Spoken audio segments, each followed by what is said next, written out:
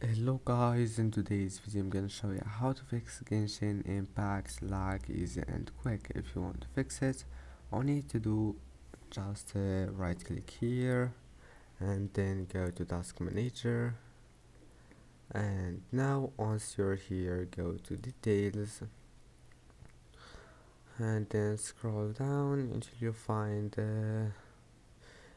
Genshin Impact. Let's say that this is Genshin Impact. Right click on it, set priority high and click change priority. I don't mean to do it to this one, just find Genshin Impact and right click on it, and after that go to settings and type here update, or just click update and security, and here we'll find Windows update settings, and that's it.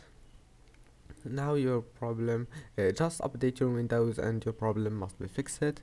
I hope that can help you, and that's it for this video. Don't forget to like and don't forget to subscribe, and thank you for watching this video until the end, and see you in the next video.